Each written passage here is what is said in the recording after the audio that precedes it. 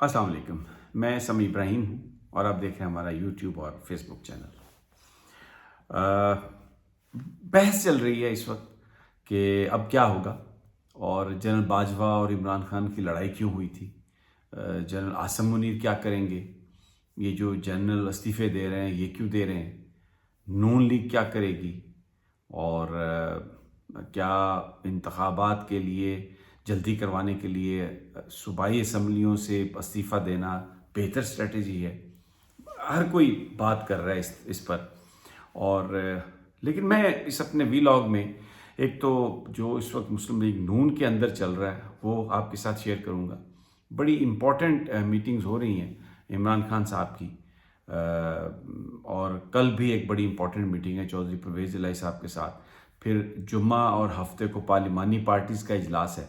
तो पॉलिटिक्स जो है वो इस वक्त फुल स्विंग में है पाकिस्तान में, और अगली जो स्ट्रेटजी है उसके हवाले से बात हो रही है। आज बड़ी अहम मुलाकातें हुई नए आर्मी चीफ की, सदर से भी मिले, वज़ीर-ए-आज़म से भी मिले, और कुछ बिहाइंड द सीन पैगामात जो हैं वो भी आ रहे हैं। और एक चीज़ जिसकी तवक्को की जा रही है कि जल्द अज जल्द होएगा वो तब्दीलियाँ, कि ISI में क्या तब्दीली होती है, दूसरे जो मामलात हैं उनमें क्या तब्दीली होती है, जो इस वक्त सख्तियाँ जो पिछले 6-7 महीने रही हैं वो क्या वो जारी रहेंगी।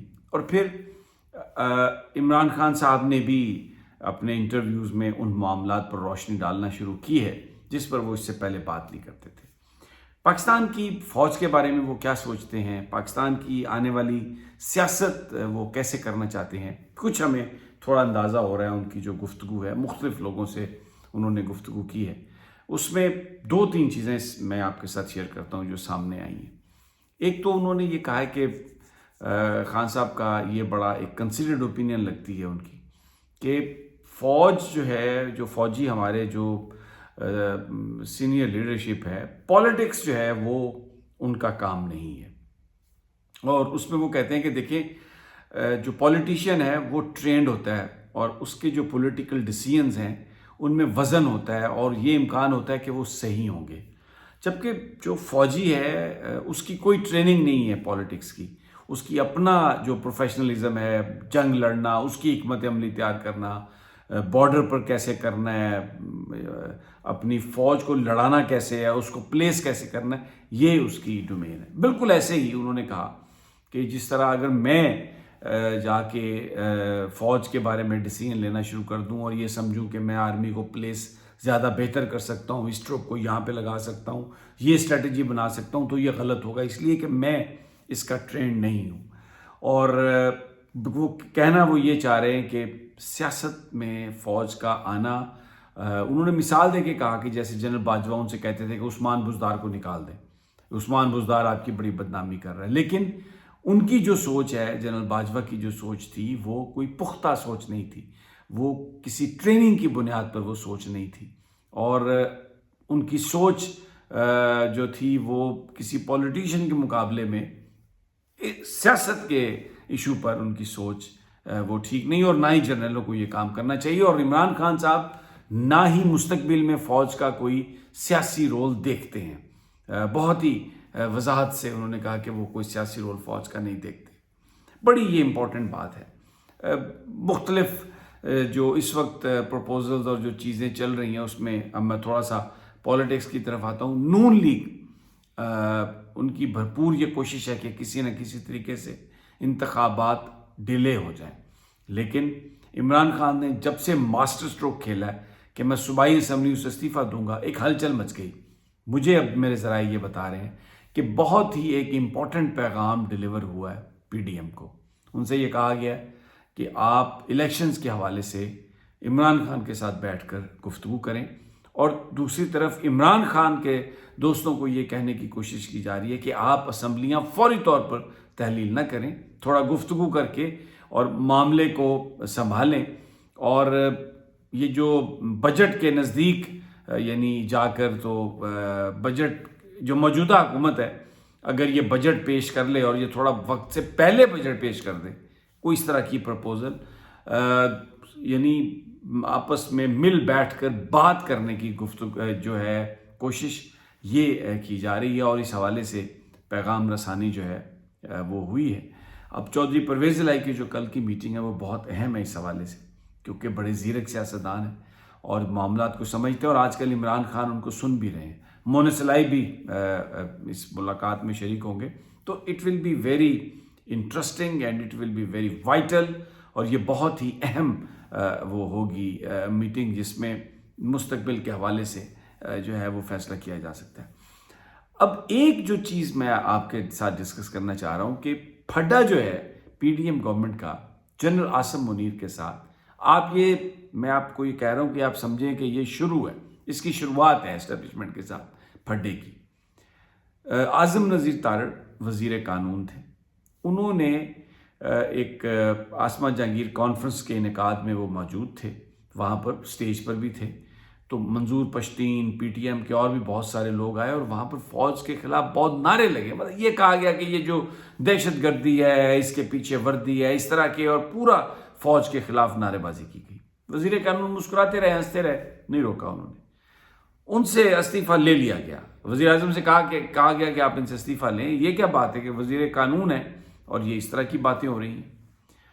تو اس وقت وہ استعفیٰ لے لیا گیا اور وزیر قانون صاحب نے یہ کہا کہ میں یہ خود استعفیٰ دے رہا ہوں، جوڈیشل کمیشن میں جو ووٹ تھا وہ امانت تھا اور میں نے پتہ نہیں کہاں کر دیا، اور ایک بہانہ بنا کے تو وہ چلے گئے، اور ایسا ایک تاثر دیا گیا کہ وہ مستعفی ہو گئے، ان کا استعفیٰ قبول کر لیا گیا۔ لیکن دیکھیں کیا ہوا، جس دن جنرل باجوہ ریٹائر ہوتے ہیں کل، جیسے ہی وہ چینج آف کمانڈ ہوتی ہے، وہ سٹک دیتے عاصم منیر صاحب کو، تو شام کے وقت یہ خبر آتی ہے کہ اعظم نذیر تارڑ صاحب کا استعفیٰ ریجیکٹ کر دیا گیا، اور پھر یہ خبریں کہ وہ آ گئے وزارت قانون میں، اور اس کے بعد ان کے ذمے بڑے اہم کام لگا دیے گئے، اور وہ کمیٹیوں کو ہیڈ کر رہے ہیں، اور کہ الیکشن کیسے روکنے ہیں، صوبائی اسمبلیوں میں کیا کرنا ہے۔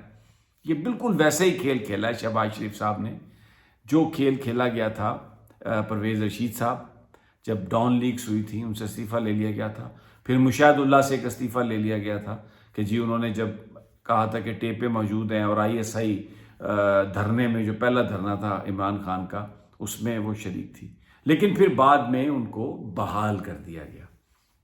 بالکل ایسا ہی کام کیا شہباز شریف صاحب نے، وہی منافقانہ کام، جھوٹ پر مبنی کام کہ جی استعفیٰ لے لیا لیکن منافقت۔ تو یہ اب جو اعظم نذیر تارڑ صاحب پر جو الزام تھا وہ تھا کہ انہوں نے فوج کے اوپر جب نعرے بازی ہو رہی تھی تو ان کو سب پتہ تھا، ان کو بلایا کیوں گیا، منظور پشتین کو کیوں بلایا گیا، کیا وجہ تھی۔ تو یہ پھڈا جو ہے نا، یہ آلموسٹ یہ شروع ہو چکا ہے، اس کا آغاز ہو چکا ہے۔ نون لیگ کے بارے میں اور ان کے قائدین کے بارے میں تو یہ ہے کہ اگر یہ کمزور ہوں تو پاؤں پڑ جاتے ہیں، اور اگر مضبوط ہوں تو آپ کے گلے لگ جاتے ہیں، آ کے آپ کو گلا پکڑ لیتے ہیں، نرخریز پہ کاٹتے ہیں آ کے۔ تو وہ سامنے آ گئی ہے یہ بات۔ اور اب دوسری طرف جو نون لیگ کے اندر کی جو اس وقت پالیٹکس ہے، اس نے بہت ایک ہیجان برپا کیا۔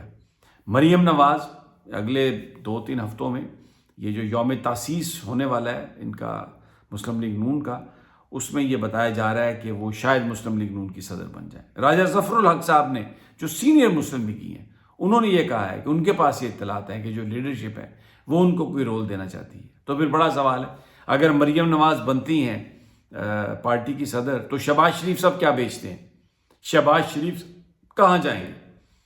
یہ تو نہیں ہو سکتا کہ مریم پارٹی کی صدر ہو اور پھر وزیر اعظم شہباز شریف ہوں۔ کھچڑی پک گئی ہے ایک نون لیگ کے اندر۔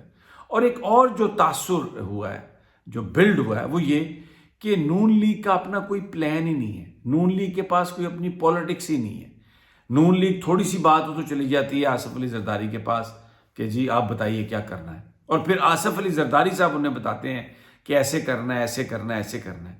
تو جو ایک نواز شریف صاحب کی قائدانہ صلاحیتوں کے حوالے سے جو ایک فیک سا ایک پروپیگنڈا کر کے ان کو ایک بڑا لیڈر بنا کے پیش کیا گیا تھا، وہ یہ پچھلے 6-7 ماہ میں بالکل ٹوٹ پھوٹ گیا وہ امیج، اور وہ سارے کا سارا ایک امپریشن اب یہ ہے پاکستان میں کہ یہ تو زرداری صاحب جو نون لیگ کو چلا رہے ہیں، اگر زرداری نہ ہو تو یہ حکومت نہیں چل سکتی، زرداری نہ ہو تو نو کانفیڈنس نہیں آ سکتا، زرداری نہ ہو تو یہ نہیں ہو سکتا۔ تو ایک بڑے ہی غیر محسوس انداز میں ویری انٹیلیجنٹلی آصف علی زرداری نے وہ جو سارا سپیس تھا، وہ جو ویکیوم تھا سارا، وہ انہوں نے فل کر دیا. اور اب مریم اورنگزیب صاحب، مریم نواز باہر ہیں، نواز شریف باہر ہیں، شہباز شریف جو ہیں تھوڑی سی بات پہ زرداری صاحب کے پاس چلے جاتے ہیں. اور اس وقت جو ایک تاثر بن گیا ہے وہ یہ ہے کہ زرداری بڑا کھلاڑی ہے، نواز اور شہباز کچھ بھی نہیں ہے. بہرحال اگلے 2-3 دن بڑے امپورٹنٹ ہیں، اور میں انشاءاللہ آپ کو جو تازہ ترین صورتحال ہے اس سے آگاہ کرتا رہوں گا. اب دیکھنا یہ ہے کہ اسمبلیاں کب تحلیل ہوتی ہیں اور جو میسیجز آ رہے ہیں ان پر یہ پارٹیز کیا رسپانس کرتی ہیں. اللہ نگہبان.